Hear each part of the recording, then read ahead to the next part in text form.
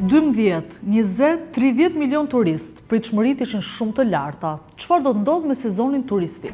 12 milion me pasaport huaj kemi arritur ne të kemi në Shqipëri.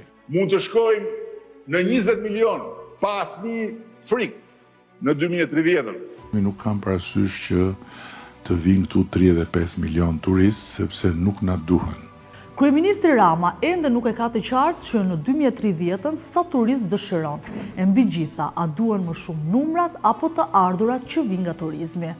Në vitin 2025, Shqipëria u vizitua nga rreth 12.5 milion turistë huaj, një rritje me 6.6%. Një vit më parë, në vitin 2024, kishte 11.7 milion turist, me një rritje prej 15.2%, duke konsideruar 2025 si një vit ku pritshmërit ishin më të larta, por që në fakt nuk ndodhi kështu. Ndërkohë të ardhurat nga turizmi arritën në 5.72 miliard euro, ose 731 milion euro më shumë se në 2024, një rritje prej 14.7%, të dhëna të shpërndara nga vetë qeveria. Nëse e shohim pa një analizë financiare, turizmi duket se prodhon vetëm sukses, por në fakt më shumë numërohen vizitorët se sa të ardhurat që prodhon ky sektor. Le të bëjmë një analizë në raport me Bashkimin Evropian.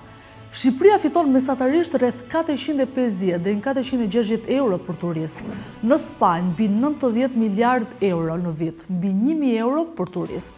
Në Itali rreth 50 miliard euro, 800 deri 900 euro për turist. E në rajon, në Malin e Zi, një vend më i vogël, në total 700 deri 800 euro për turist. Pra, edhe pse Shqipëria po tërheq miliona vizitor, fiton dukshëm më pak se secili nga këto vende. Pse ndodh kjo? Operatorët turistik tregojnë se në 2025 dominoi turisti low cost, që përfshin të rinj të aventurierë që shpenzojnë minimalisht. Dhe ka një tjetër shifër që shpesh nuk përmenden.